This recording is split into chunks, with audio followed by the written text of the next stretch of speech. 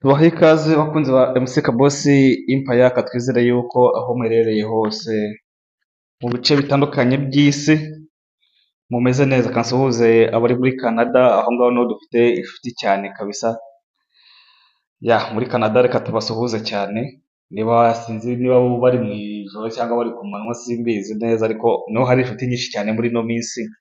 Turabasuhuje cyane abo muri Canada, turabakunda cyane. Na Queen Linda ngira ngo ni haba muri Canada. Dusuhuza abantu bari muri Amerika, waba wa Mako, dusuhuza abantu bari mu bice byinshi bitandukanye kabisa, mu Bufaransa, muri Afurika bumva Ikinyarwanda, muri SADC, muri East Africa hose, Abarundi tubasuhuza cyane, ahitwa Nyanzarake tubatereye yambo tubabwira ati mukomere cyane. Reka dusuhuza rero Abanyarwanda turi kumwe hano imbere mu gihugu, nubwo hari bamwe batabyemera ngo ntabwo ariho turi.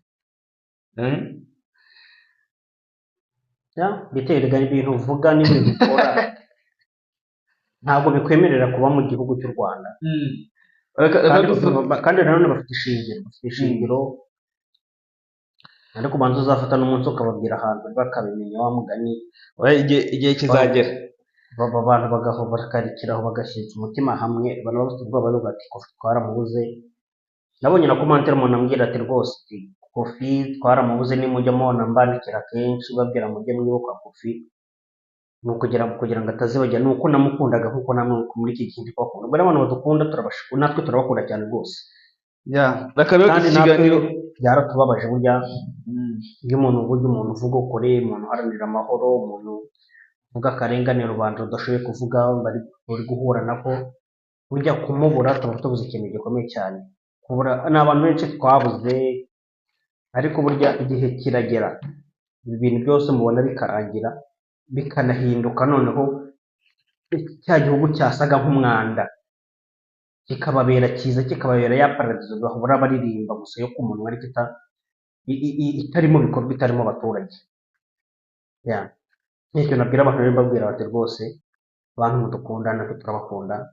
Uyu munsi ni ku cyumweru, bamwe na bamwe mugiye kujya gusenga, nubwo bamwe na bamwe n'ubundi bakatolike. Ubwo muri za miliyoni twabonye rimwe dotasiyo yatubwiye z'abantu bagiye kubabara kubera ko bafunze insengero gusa, muri ya madini abantu twita yuko atagira abayoboke benshi, noneho hiyongeyemo abakatolika, noneho tuzi yuko ari benshi muri iki gihugu cyacu cy'u Rwanda. ubwo murumva abantu tugiye kongera ku bandi badasenga ni benshi cyane. Bya byo twavuze tuvuga tuti ibintu tubirwanye, abantu bakavuga bati abapasiteri bariba, none se n'abapadiri kandi batangiye kwiba ko bazifunze.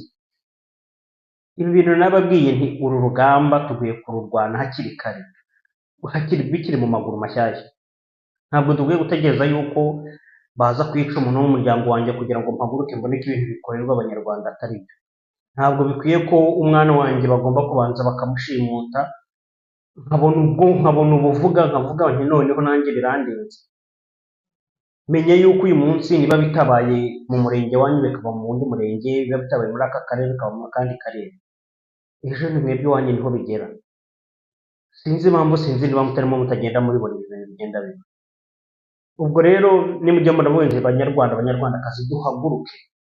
Ntabwo ari ukubanga, ahubwo ni uko umunsi ku wundi ibintu bigenda bifata indi ntera, cyane cyane bakagenda ko habonekamo n'inzirakarengane. Ugasanga ngo abana baricwa, buri karere umuntu agezemo ngo umuntu basanze amanitse mu giti, ukibaza ukuntu umuntu yagiye kwimanika mu giti bikagucanga.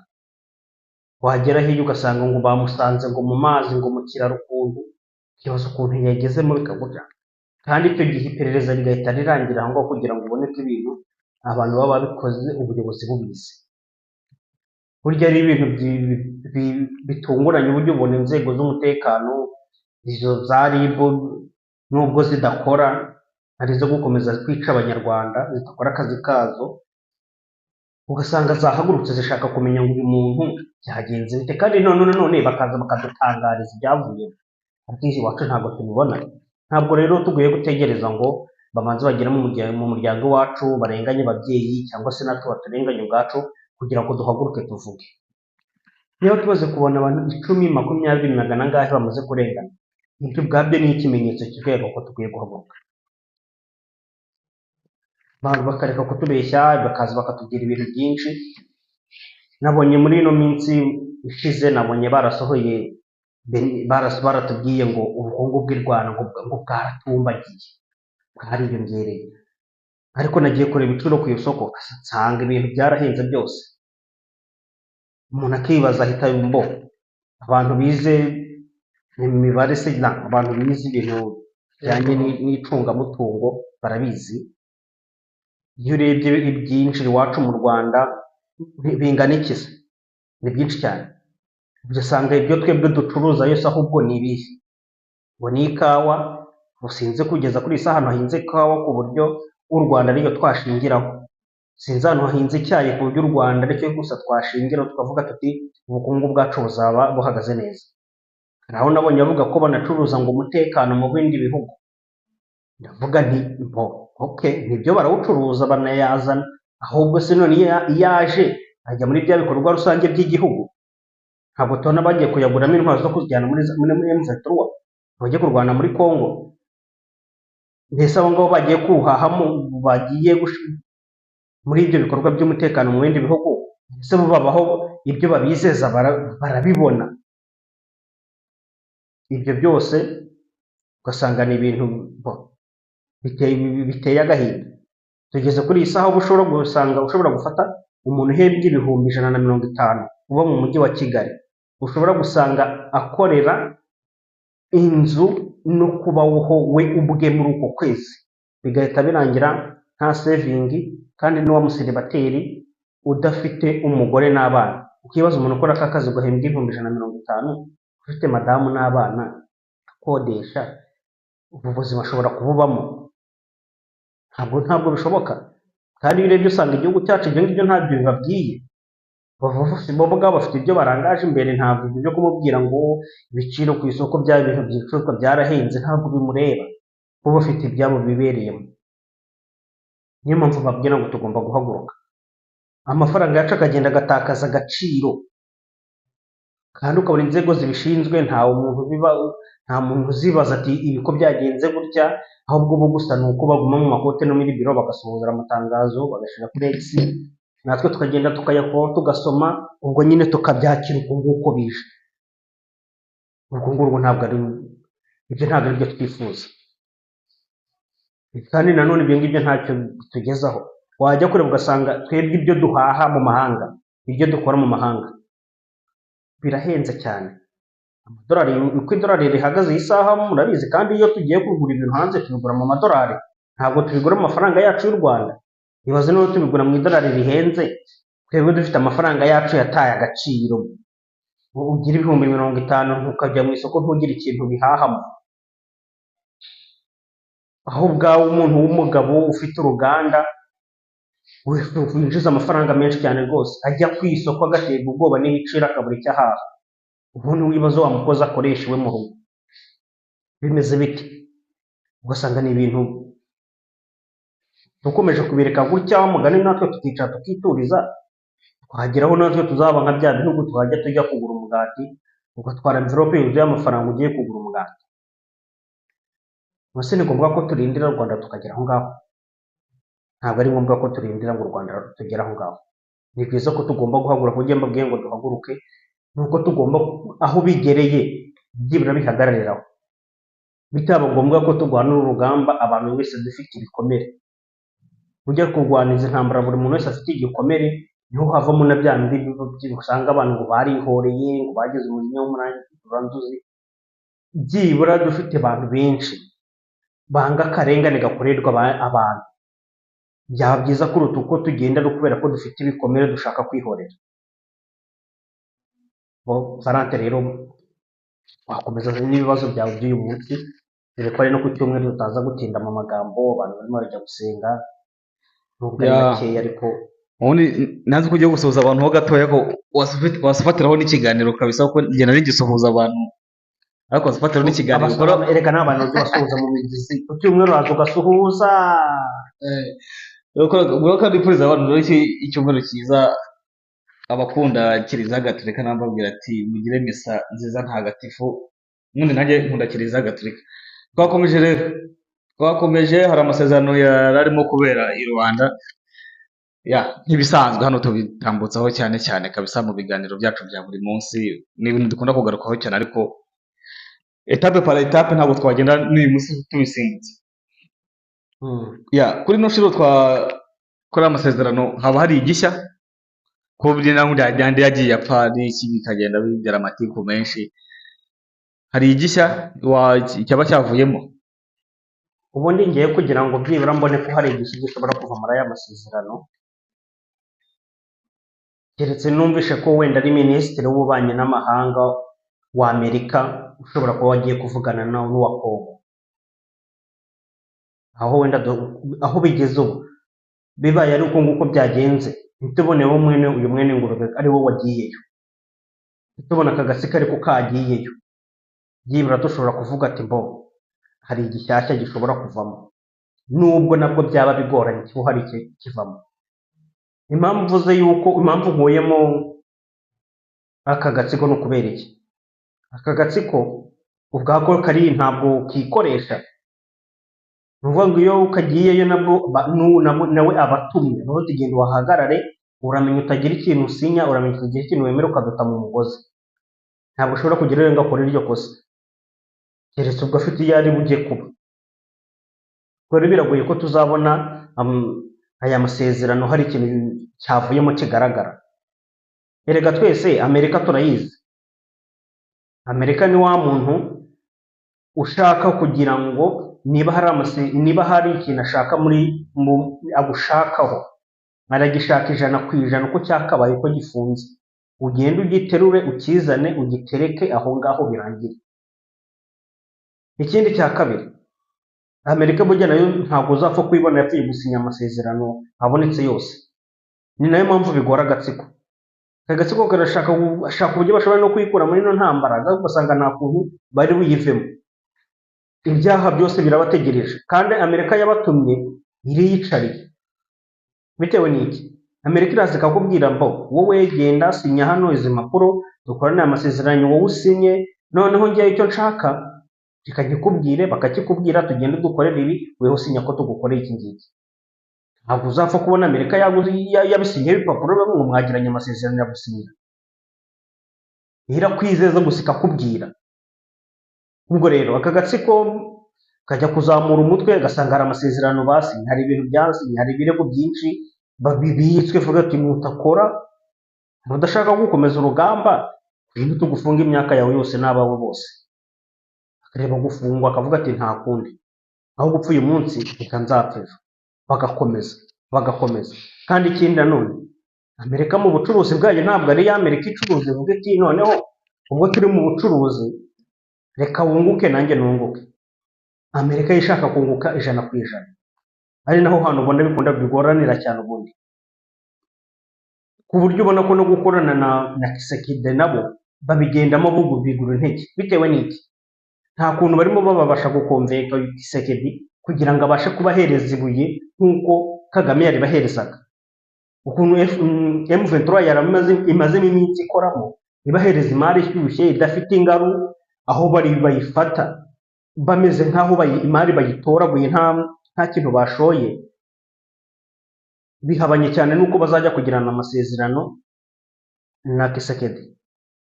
Kisekedi wo kumujya imbere ni uko ugomba kumubwira uti mbo njyewe turakorana gutya, akakubwira ati ngiye na bimbo yende yafite, nta rubanza mfitanye nawe, nta makuru uri buze kuhangisha ngo nakoze ibi, tugomba gupasura. Ukabwira kuri 50 nanjye ngufite 50, kandi ibyo bintu turabizi Amerika ntabwo ibikunda, ntabwo ibyemera. Ibishaka by'ibiri ufate 99% usigarane bimwe, bitewe n'icyo umunyafurika baragukoresha, bafite byinshi bakunyanganyije, cyangwa se bo bafite ukundi kuntu bakuyobora, cyangwa ugasanga rimwe na rimwe ni nabo banayobora. Bikaba bitandukanye cyane na Kongo. Kongo ifitanye irigirana amasezerano n'ibihugu bisobanukiwe business.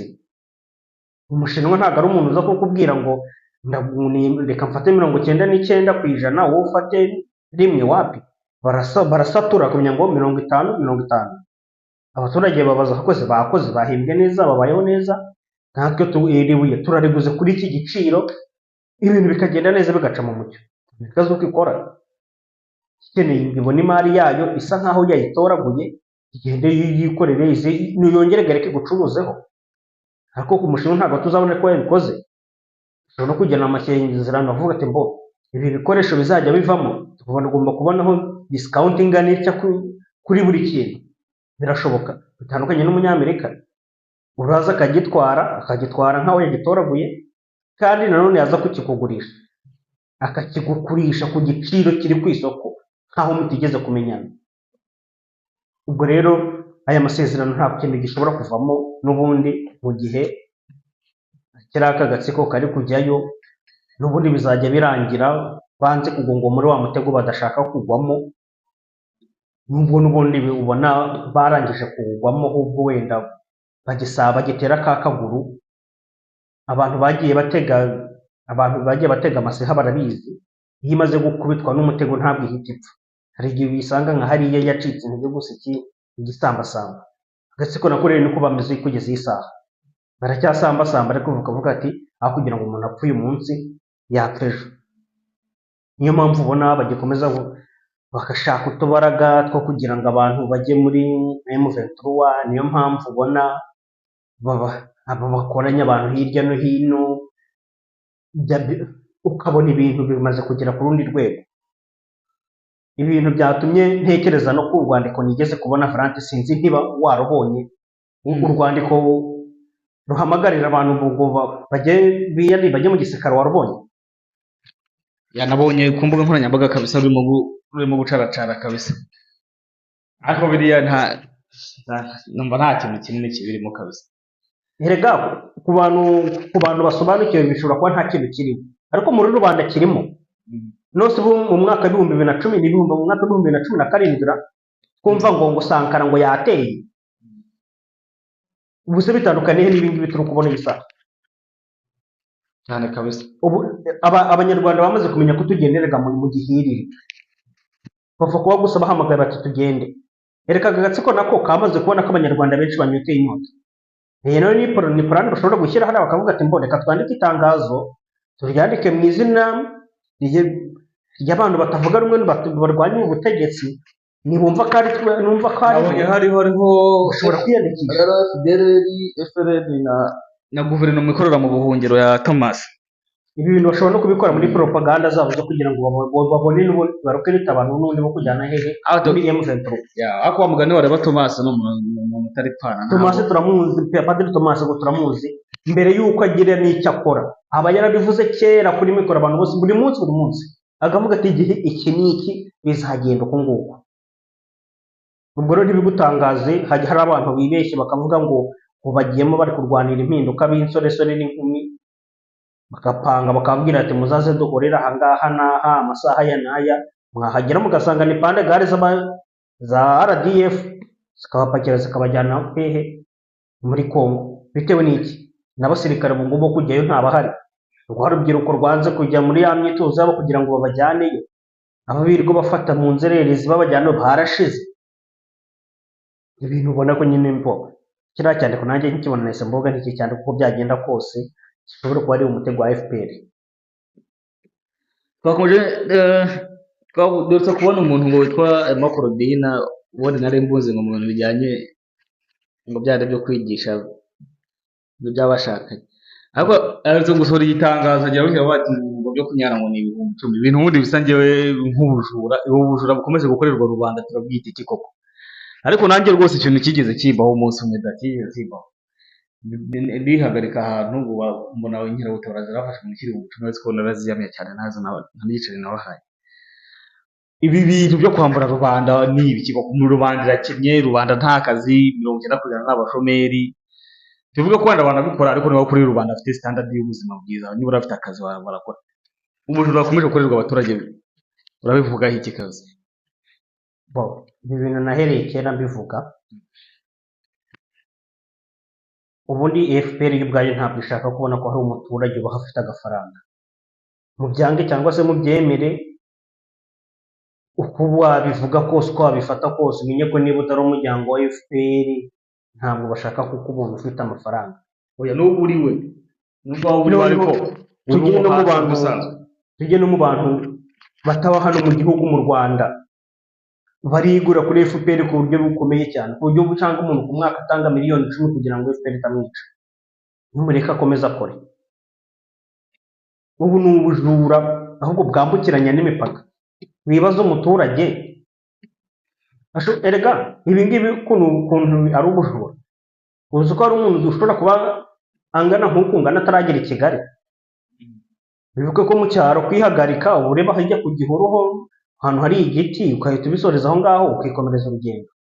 Ibaze uriya muntu ageze i Kigali bakamwaka 10,000. Ni hahandi bahita bagufata basanga ntayo ufite bakakujyana mu nzererezi, bamara kukugezayo bakakupima bagasanga umeze neza, impyiko tayari. Ariko nyine ubu ni ubujura ubundi, nguku ni ukwiba abaturage. Kuvuga ngo umuntu yaciye muri jaride kuhanywa cyangwa se kuhacira gusa ngo ni ibihumbi 10. Dushobora kuvuga tuti mbo bari kurwanya yuko abantu bashobora kugira isuku mu mujyi wa Kigali n'iki, ariko burya niyo yaba ari 500 nta muturage wahacira azi ko bari buce 500. Iyo haje muri ikintu cy'ibihumbi 10, ubu ni ubujura bukomeye cyane. Ubu ni ubujura mbo abayobozi nabo bamwe na bamwe tuba twizeye baradutenguha, abantu benshi tuba tuzi ngo barize ni abanyabwenge, ahubwo ni injiji. Kuyoborwa bundi n'injiji zize ni ibyago bikomeye cyane. Hari igihe ubona umuntu yarize kabisa bakuza bagutereka CV ye imbere ukavuga uti kwera uyu muntu anyoboye rwose naba mpagaze neza, ariko wareba ibintu akora n'ibintu abwira abanyarwanda ugasanga niyo njiji ya mbere ahubwo. Uko babaye nka musaza wigeze gutuka umuntu akavuga ati injiji ni zize, bakomeje kugenda biduhamiriza.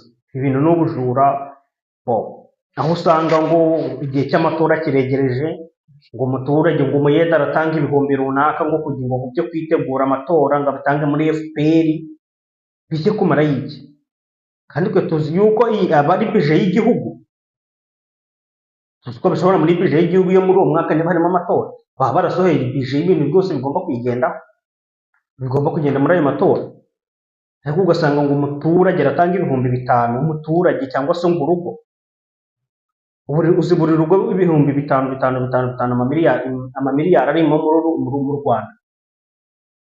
Ukiyongeraho abantu bafite akazi n'ubundi babikora ku giti bayakata mu kumushahara kubera ko ari abakozi. Ugasanga umuntu ashobora kuba agiye gutanga ibihumbi bigera muri 30 kuko aratanga 5 by'umuryango, atanga 10 bitewe n'akazi akora. Niba afite n'umwana ufite akazi nawe atanga 5 bitewe n'akazi akora. Umugore nawe bibuko usanga urugo ruvuyemo nk'ibihumbi 50. Ubwo bigiye hehe muri FPR? Kumara n'iki? Kwifashishwa mu matora. Ayahe matora yarangiye? Ubu ni ubujura bunyuze mu isuku rwose, aho ubona ko iyo ibi bihe byagezeho noneho batita no kuvuga ngo uri umukene, baraza kuvuga ati mbo nta mafaranga ufite, ariko turi kureba inkoko ashobora kuvamo, turi kureba ihene, ukabona ihene barayizetuye, ukabona n'inka bajyaga bazizetura mbere ku bwa mituweli. Hano umuturage afite inka y'ibihumbi 400 bakamubaza impamvu afite inka y'ibihumbi 500 ukanda ataratanga mituweli. Ukibaza umuturage agurisha inka kugira ngo atagenda atanga mituweli? Iryo se ni irihe terambere? Ibi byose ni ubujura bwa FPR, ni ubujura bakora. Icyo bagamije tu ni ukugira ngo umuturage akomeze agume hasi, ntagire ikintu ageraho muri makeya. Ikibazo cy'ubujura kabisa kirakomeye cyane, ariko ntabwo ari ubujiji. Babikora babizi kugira ngo bapurike nyine system ya FPR yo gukomeza gukenesha rubanda nyamwinshi. None se niba atari ubujiji, niba umuntu atari bafite CV twebwe ubwacu twumva ko umuntu ashobora kutuyobora, yagerayo nawe ahubwo agahita ajya mu murongo ukagira ngo ahubwo baratangiranye, icyo yaburaga ni ukwinjira gusa ngo ajye mu myanya. Twakomeje rero turaganira ku bintu byinshi bitandukanye, by'umwihariko mu rukombo ko twageze imbere mu gihugu. Turimo kwibanda ku mibereho rusange y'abaturage n'uko babayeho n'ubutegetsi butuyobora umunsi ku wundi bukomeza kuturenganya. bitwaje yuko badafite uburenganzira bwose, bakitwaza yuko banakenesheje rubanda batagomba kwivugira ko turahari tugomba kubavugira. Hari ikibazo gikomeye cyane, ikibazo nanone cy'ubujura kabisa gikomeye cyane. Ubundi se nibaza leta yiba abaturage bayo niba koko ibizi birimo, ariko abazi byaba barimo nuko ubwo bari kwapurika nyine systeme n'ubugome baba barazanye. Hari ikibazo gikomeye cyane cy'amasambu akomeye cyane. Leta ikomeje kwiba amasambu ya rubanda ibinyujije ngo mu kintu cyitwa ngo ishoramari, aho rwose ngo abaturage bo muri Nyamasheke bari kuvuza induru bikomeye cyane, kandi ntabwo ari muri Nyamasheke gusa, mu bice byinshi bitandukanye by'igihugu harimo induru ngo z'ikintu cyitwa ibishanga. Leta igategeka abantu ati muhinge ibishanga gutya, abandi ikabibambura, abandi ikabishyiramo abasirikare. Iyi kesi ya Nyamasheke urayivugaho iki? Nubwo atari honyine iri mu gihugu hose, iyi bujura leta yiyegurije bwo kwiba rubanda kabisa, sinzi ko buzarangira. Abantu bagiye bakunda nkunda ubundi kuvuga ubu size muri ikiganiro hano mvuga ko abapolisi barashe umwana w'imyaka 13, abantu bavugisha induru ngo nabibonye hehe, ngo mba nabikuye n'ibihuha. Byampaye isomo numva ko nkwiye kuza niba navuze ikintu byibura nterekana ikinyamakuru kimwe cyo mu Rwanda cyanditse. Abantu bagiye bagiye kuri TV1 Rwanda, inkuru banditse ntabwo ari ngombwa niba ufite n'aga Facebook mu gatelefone kawe ka butushe wandikemo TV1 Rwanda yahita ijyamo. Inkuru bakoze ku munsi w'ejo kuwa gatandatu banditse baravuga ngo abagize imiryango irenga 100 yo mu murenge wa Kanjongo mu karere ka Nyamasheke baravuga ko batewe impungenge n'umushoramari usanzwe ufite imirima y'icyayi wibarujeho amasambu yabo yose, bakaba batayifiteho uburenganzira. Uyu mushoramari we avuga ko habayeho kwibeshya ko bagiye kubikosora. Imiryango irenga 100 yose, abantu 100 muzi ahantu batuye, imiryango 100 ahantu tuye murumva ukuntu hangana. Noneho umuntu akibaza ni gute bafashe imirima bakayibarura ku mushoramari kandi aho hantu hatuwe n'abaturage, kugeza ubwo baba batafiteho uburenganzira, kugeza ubwo bije bikagera mu itangazamakuru. Ubwo abaturage bajyaga guhiga bakavuga ati ahantu sahawe. Ibintu byageze ubundi mu itangazamakuru nuko biba byagenze biti. Abaturage baba barareze bakajya bagenda mu rukiko babwira ngo mugende muzagaruke muzamugaruke, ugasanga bimaze nk'imyaka 5-10. Abaturage bavuga bati ubutaka ni ubwacu, ni gute umuntu tutazi ahantu yavuye yaje tukabona ibyangombwa byasohotseho amazwi biri ku mazina ye, kugeza izo tukaba tudafiteho uburenganzira.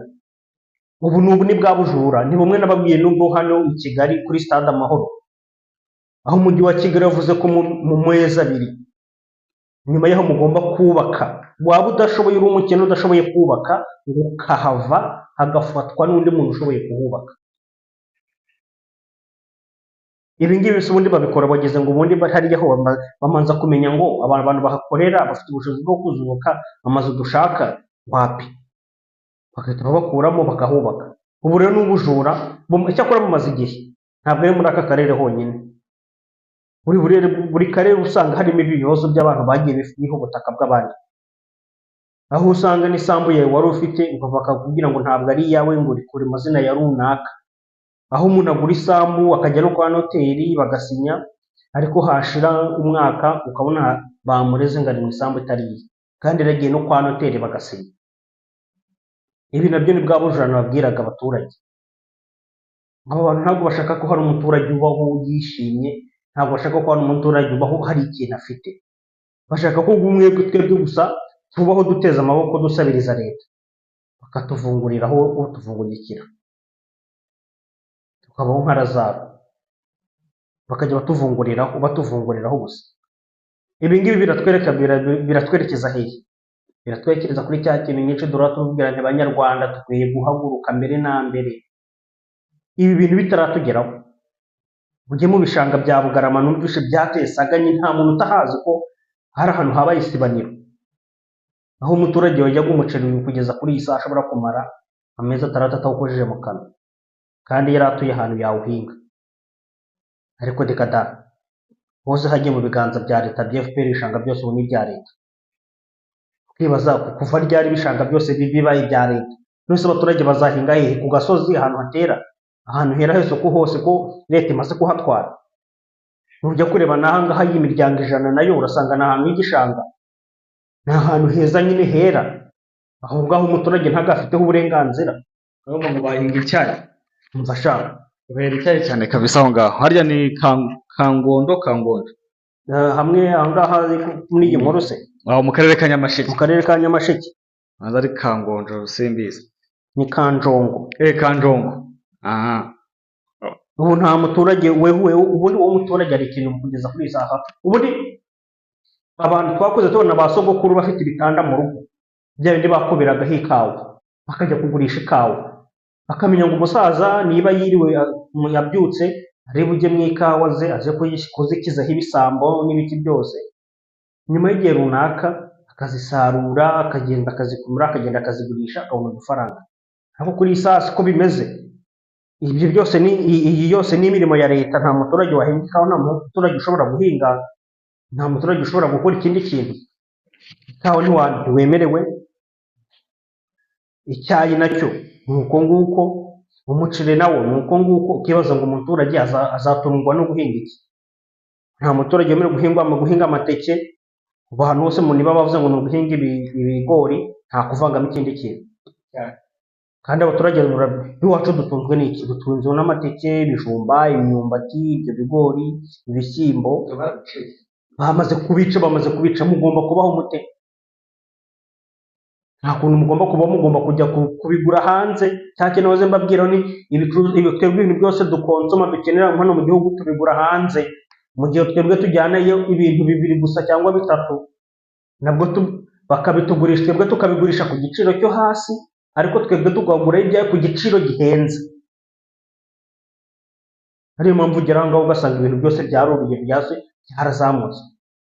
Ugasanga n'ikijumba wakabaye uhinga ikiro uraja kukigura 300, 500. Ugasanga umwumbati wakabaye ukura mu murima wawe ni ngombwa kujya kuwugura ku isoko. Biriya soko ninde babigwa byavuye he? Byavuye niba risinze aho bagira n'amasezerano y'ahantu haba ubuhinzi, niyo babizanye babigurisha mu Rwanda kugira ngo abaturage tubeho. Twebwe bwacu twari dufite ubutaka bwo guhingaho ibi bintu. Ubu ugasigaranye babona kakeramo wa mwumbati, bagahita bavuga ati iki cyane cyane igenewe guhinga ibi, niba mudashoboye kubihinga hari umushoramari ushobora kubihinga, mwebwe icyo azakora azabahamo akazajya bahemba 500, nimuvemo. Bakabakuramo ngo ni inyungu z'igihugu, ngo ntabwo mugomba gushaka ngo indishyi cyangwa se ntimukwiye kugira ikindi kintu mubaza, ngo bitewe ngo ari iterambere ni muri rabazira. Ugasanga umuturage arihiringa guhera ku myaka ya 10 20, yamara kugira ikintu avuga bati ngiye kubaka ubuzima bwanjye, byose bakahita baza bakabyisubiza, kongera akabaho muri bwa buzima bubi. Ibyo rero umusaruro wabyo cyangwa se ingaruka yabyo ni bya bindi nyine twari tuvuga ku kiganiro cy'ejo, byawe ngo by'abantu ngo 65% by'abanyarwanda babaye nk'abasazi. Izo nyine izo politiki nk'izo za leta nizo ziganisha kuri ibyo bintu byose. Usanga sinatangiye mwereka aho umuntu w'i Kigali uhembwa 150 usanga ari byo gusa atahira guhembwa umushahara w'uko kwezi, akawuriramo, akishyuramo inzu, akishyura amazi, umuriro, ibishingwe, umutekano na miti, wenda bikaba birarangiye ntabashe gusevinga muri wa muntu kandi udafite umuryango. Ibaze none nk'umuntu ubikora afite n'umuryango, niyo hanavuga ku kazi akagira mu rugo yakoresheje imbaraga, kandi kivuga ko nta muntu w'ikigali udakoresha imbaraga uhembwa ayo mafaranga cyane. Uba wakoze wagera mu rugo ugasanga barakubaza umeze nk'aho utagira akazi. Ni gute umuntu ataba umusazi? Ubundi ni gute uyu muntu yaba muzima wambwira ngo ni muzima? Niyo mpamvu nyine havamo ibindi bintu bituma abantu bashatse kwiyahura. Niyo mpamvu wumva ngo 60 na bangahe ngo basiba ku kazi. Bitewe n'iki? Arabyuka mu gitondo afite umunaniro utwo ejo yavanye ku kazi. Kubera iki? umugore yaraye kubitira hati amafaranga, umwana minerivare bamwirukanye, umwana yarwaye ubuvuzi, mituweli bavuye ahangaha bavuze ngo baraza kugufunga nudatanga mituweli, mu misanzu ya FPR bavuye ahangaha bati nutayitanga ibibazo n'ibibazo barabizi ko ufite akazi. Ibyo byose ni uruhurirane rw'ibibazo abaturage baba bafite. Nibyo mpamvu ubona nyine bakubwira ngo 30 urakangaye bose bagerageza gushaka kwiyahura bitewe n'ibibazo byo mu mutwe. Biterwa n'iki? Ni ibibazo byose bahura nabyo. Umuntu yakoze ariko abayeho nabi kandi kuruta umuntu udakora we ngo wicaye mu rugo cyangwa se w'imbogo. Ibyo byose twari tureba kuri cya kibazo cy'amasambu leta ikomeje kwambara abaturage, rwose ibintu biteye agahinda bibabaje cyane kabisa, ukibaza tuzi ubwo buhinzi buzazamuka gute, bibabaje. Icyo ndagihuza n'iki ngiki cy'itangazamakuru, tumaze iminsi tubona ngo abaturage ngo bavugishije nk'itangazamakuru, ubuyobozi bw'ibanze bubakumira. Ubundi abayobozi b'ibanze biha gukumira abaturage ngo bakubahereza serivisi bafite ubuhe bubasha? Tunyuremo gakeya kabisa bidatinze kabisa turebere abayobozi b'ibanze bivuga. Uyu muyobozi w'ibanze wibuke ko ubuyobozi bwa umuryango wa FPR uhera mu buyobozi bw'ibanze. Uzarebe niba ushaka kuzaba gitifu ugomba kumanza kujya kurahira muri FPR. Biriya bintu bishatse kuvuga iki? Bishatse kwemera ko ugomba gukora ibyo bakubwiye. Kandi twibuke no mu miryango mpuzamahanga no muri u Rwanda barushinja ko itangazamakuru ritageze ridafite ubwisanzure. None se nyine niba ridafite ubwisanzure, rimwe na rimwe twagiye tubona n'ibinyamakuru bifungwa kubera yuko bagiye kubaza ibintu abaturage bakorewe na leta. Bacyuma hasa uribuka bamwirukanka agakamera abasirikare bari kumwirukankaho cyane, kandi ntihagire umuntu nyine ubivugaho. None hagezeho n'abaturage bimwa serivisi kubera ko ngo bavugishije itangazamakuru. Urumva izo propaganda aho zigeze, aho ugomba guceceka niba ushaka serivisi. Ibi nibyo nyine bya FPR. FPR nyine erega nabo itinya umuturage. Ibi bintu rero bagenda bagira nti abaturage mwibitsemo imbaraga mwebwe ubwanyu mutazi. Leta nayo irazitinya, izi yuko mwese mugiye mu itangazamakuru mukavuga ibi bintu ntajye bamara ku butegetsi. Niyo mpamvu usanga bakangisha bati mudakora niba ugiye kuri kamera wumve ko nta serivisi uzaza kwaka hano ngo tuyiguhereze. Kubera iki? Ubuyobozi bwa FPR hariya n'ubundi buhera. Nujya kwa gitifu urasanga ari umukada, nujya kwa meya urasanga ari umukada, nujya kushinzwe umutekano urasanga ari umukada, nujya kushinzwe uburenganzira bwa n'ibiki byose urasanga ari umukada FPR. Igihe ntabwo nyine ntabwo ushobora kuvuga. Nibyo tubona ubu bamwe basigaye batinyuka bavuga ati n'ubundi twarapfuye ntabwo upfa kabiri, reka n'ubundi tubivuge. Ugasanga umuturage wamutunze kamera, wamureba ugashaka kwirukanka. Uvuga uti umuturage ari mu Rwanda asa atya ameze atya.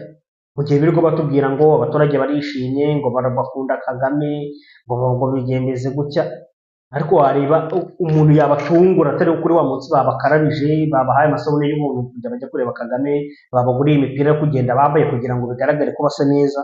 Wabona n'umuturage ukikanga ukavuga ati uru ni rwa Rwanda Kagame yari ari kuzenguruka ejo bundi bavuga ngo ni wowe. Ni ukuvuga ko abaturage baheruka koga bagiye gutora umugeni. Ni icyo gihe baherukira no kwambara neza. Gusa ntabwo turi kubona ibinyamakuru bijya kujya kubasura uburyo bwo gusanga bameze. Aho umuntu w'umugabo w'imyaka 30 mureba akagira ngo afite imyaka 80. Cyagiye FPR yari yabahaye imipira n'inkweto zanditseho FPR, ipataro yanditseho FPR, imikenyero n'abagabo bari babaye imikenyero yanditseho FPR. Imyenda yose bo bakagenda bagakora iyo budget. Tuzabona benshi bafunguye amakampani y'ubucuruzi bw'imyenda bakora imyenda ya FPR kugira ngo nyine leta niho yamenye amafaranga kugira ngo abantu bazabe basa neza gusa. Ariko wabireba nyuma yo kuvayo umuturage abaye hati. Nta bwisanzure, nta bwishimo, ibintu byose usanga turi muri mayinazi kwijana, ugasanga ibintu byose n'akavuyo rwose. Ubwo rero twebwe rero tureba inyuma y'amarido, ntabwo tureba iby'amarido, tureba ibiri inyuma y'amarido, cyangwa se tureba inyuma y'ibigaragara. Ntabwo tureba ngo kuko ishashanya byose ntabwo bari zahabu, tureba iki kibyishe inyuma. Nibyo rero tubera ko ibyishe inyuma n'agahinda n'akababaro n'agahinda FPR ikomeje guteza abaturage. Twakomejeho n'ikibazo kindi tunagana ku musozo, abantu tubareke bajye gusenga nyaboneka. Hari ikibazo cyo kudahana muri leta, ariko ugasanga abahanwa ni ba bandi baba bashaka kwigirizwaho nkana.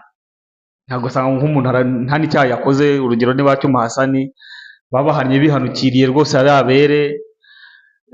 Karasira Aimable rwose we yarababwiye ati ngende uwo musazi rwose ndwaye no mu mutwe mubanze mujye kumvuza, barabyanga. Ibazaho umuntu wo muri gereza kwibwirira ko afite ihungabana ariko ntujye no kumuvuza, bakomeza kumushyira mu manza z'amafuti rwose. Abantu nk'abo bakomeza kurengana kabisa, bakomeza kubigirizaho nkana. Ariko abantu bakoze bya byaha bikomeye nko kurigisa amafaranga ya leta, aho ukabona bakomeje kubahereza amaporomosiyo yo kubajyana hejuru.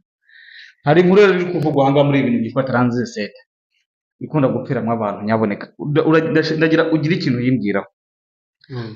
Hano hariyo ngo hari umugabo witwa CPU Mutsinzi Verdict. Ibi bintu bya transit center n'uyu mugabo turabihuza gute no turamenya tubihera kabose, urabitubwira iki? Ubundi hari ikintu kimwe ugomba kubanza kumenya. Ikintu kimwe ngira ngo nkubwire, uruvuga ngo ni umuco wo kudahanwa. Mbere yo kugira ngo mbwire ngo ni umuco wo kudahanwa, uhana ninde ni muntu ki? Ese we ni umunyakuri? Ubwe nawe ni umunyakinyoma. Ubwo rero ko ari umunyakinyoma ntabwo bitwemerera kubona umuntu ugomba guhana abantu bakoze ibyaha. Icya kabiri, ese umuntu ugiye guhanwa ninde? Umuntu ugiye guhanwa ninde? Umuntu ugiye guhanwa nawe ushobora gusanga ari umukada se baramuhana bigenze bite habaye iki? Ntabwo bikunda.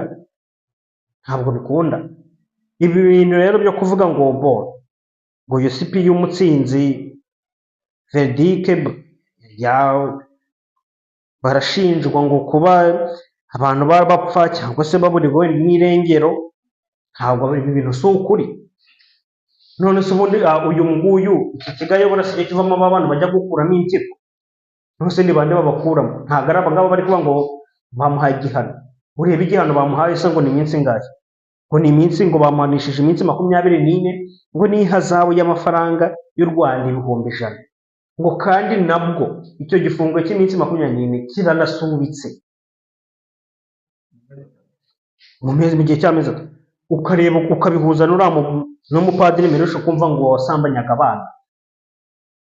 Uyu mupadiri nawe ngo wasambanyaga abana, ngo ariko ngo adakoresheje igitsina cye, akoresheje intoki gusa. Nawe wareba igihano bamuhaye ngo ni cy'imyaka 3, ngo nayo ngo ibintu gusa nyine by'umwana biri aho ngaho. Uwo mupadiri byagenze bite? Bamugatiye imyaka ingahe? Niba baramugatiye 3, ariko nayo nyine hazamo isubitse gutyo. Ubundi ibi ngibi kubikora uyu nguyu icyo akora mu minsi iri imbere, uyu Mutsinzi dushobora kuza kumubona yabaye ambasaderi, dushobora kuza kumubona yagiye no muri guverinoma cyangwa se akaba umusenateri. Dushobora no kubona hari undi bashaka kuhashira nyine, bashaka guha nk'ako gahembo wo muri Nyamwinshi kugira ngo bamuzamure cyangwa se bamuhindurire posita. Ntabwo uyu nguyu icyaha yakozwe n'ubundi leta y'u Rwanda ntabwo ibihanira ibyaha, kuko n'ubundi ni nayo ibikora, kuko niyo ifata abantu bana ikabajyanayo, ikabakurayo, ikabajya kubakuramo impyiko, abandi bakabajyana muri M23, abandi bakongera bakabarekura bakabasubiza mu muhanda babonye ko ntacyo bari bubamaze. Abantu benshi bagiye bajya bakagaruka bavuga ati wowe n'ubundi wararangiye taha. Ubwo rero ntabwo ndi kubona umuntu ufata abana akajya kubakuramo impyiko yahanishije igihano kiremereye uyu mugabo. Ibintu kubimushinja ni urwego rwo kugira ngo bamuhindurire posita yonyine. Ni mu bikurikirana neza mu minsi y'ibere turasanga bamugeranye ku rundi rwego, hari ibindi bintu ntabwo bamuhaye indi mirimo. Ubu uyu nguyu mu kanya tuziye kuzamubona muri RIB cyangwa se muri polisi, ari umuntu ukomeye cyane. Ashobora kuba agiye gusimbura Murangira Thierry, akazi kiwe karangiye. Ibi rero ngewe ibyo bya FPR rimwe na rimwe hari igihe mba numva ntabivugaho. Erega wageze ngo se ubu ngubu ushatse kugira ngo uyobore, wageze ngo biragoye. Reka da, ubu rero rwose niba ushaka kuba meya w'akarere wenda k'iwanyu cyangwa se kahandi, ugende nkwereke ukuntu diro bazikora. Nta kundi, emera ko mu muryango harimo abantu bakoze ibyaha runaka, wemere gusaba imbabazi mu cyimbo cyabo, utuke bene wanyu, nurangiza kubatuka ugende uvuga utange kandidatire. Nako kanya rwose bahita bakwekera. ariko nawe umenye kuko nyuma y'imyaka 2 manda ikirangira ni hehe baba bazi ko ari uburiganya ni mageragere ugize amahirwe. aya mafaranga yawe wambura ikiwe ntabwo nshaka kabisa. Ubwo rero uyu nguyu uyu we ni umukada wuzuye, urebye na poste afite ameze neza, ahubwo dushobora buriya bagiye kumuhindura poste, ntabwo ari uko icyakoze kirimo abantu benshi cyane babigenderamo, niyo mpamvu ubona babigize ibintu biciriritse. Babigize seriye ubwo se abantu bapfuye bahita batangira igihe abantu bose bagiriyemo, abo bavuye n'impyiko, abagiye muri Muventuri wanahiye hose, ugasanga ibintu bigeze ku rundi rwego batabitekerezagamo. Niyo mpamvu ubona bamuhanishije aka kantu nyine k'agahano gasubitse n'udufaranga hejuru y'umuntu, y'abantu barenga bangahe bapfuye, ihazabu y'ibihumbi 100 y'amafaranga y'u Rwanda hejuru y'abantu baburiye babo muri biriya bintu. Biriya no guhindura poste, ariko numabwira ko igihe kizagera n'undi bakabiryozwa. Ujya ukunda kuvuga ngo n'ingoma y'abaromani yararangiye, iyi nayo izarangira. Burya nta bintu bitagira iherezo. Hari igihe kizagira natwe tukagira abayobozi bameze nk'uriya wa Burkina Faso, uhagarara akavuga ati yewe umwaka umwe utaha ibi byose ibintu by'ibyihebe ndaba ndabivanye ahangaha. Mu gihe haje imiryango mpuzamahanga n'iyaki bikanga bikananirana, kubera Amerika nyine ibivuga ngo biduteze byose ubona gusa ngo byo kuganira, ariko baraza kubite abandi bafata bafunge, abandi bashinze mu buzima busanzwe, uwanze bamurase urebe kuko ibintu bitarangira. Ariko bitewe n'uko Amerika nyine ishaka gukomeza kugaragaza agati, usanga nyine ntacyo bica nta n'icyo bakiza. Ubu rero n'uyu ugiye bashobora kuba agiye kumuhindura poste, abonye bimaze kumurenga, turome itangiye kuzamuka, avuga ati tumukira ahandi, tuza n'undi muvubuka mushyashya nawe bahahagaze, nawe najya ntibijya kumucanga mu mutwe abona agiye gusara. Erega ibintu byo kwica abantu birakurikirana, amaraso arakurikirana akavuga. Waryama nijoro ukumva amaraso y'umwana wicishije akaguhamagara ukumva kujemo. Buriya iyo bimaze kugera ku rwego bimurenga nibwo ubona guke bamushinze utuntu bakamuhindura poste, bakamubwira ati genda uba ambasaderi. Ntabwo ubona hano Kagame ari kugenda asinya amasezerano muri buriya bihugu, niho babohereza akamubwira ati abana bawe baziga neza, genda uburyamye iriya uruhuka birangirira aho ngaho. Ubwo rero nicyo nababwiraho. Reka tureke abantu bagendeye ku cyumweru bajye mu masengesho, bababwire bati rwose mugire ibihe byiza. Abantu mu gihe mukunda kugira ibihe byiza byo gusenga, rwose mugire ibihe byiza, umwuka wera abane namwe kandi akomeze kubambika n'imbaraga muri ibi bihe bitoroshye abanyarwanda turi mu kaga gakomeye cyane. Ariko mbabwiye ngo burya nta mvura idahita, ibi ngibi bizarangira, bitubona uyu munsi bizagira igihe bigereho iherezo, twongere duseke twishime. Turabakunda, mwakoze kubana natwe. Reka dusubire ku munsi w'ejo kuwa mbere, ikiganiro n'ibisanzwe ni Morning Bridge. Naho ubutaha.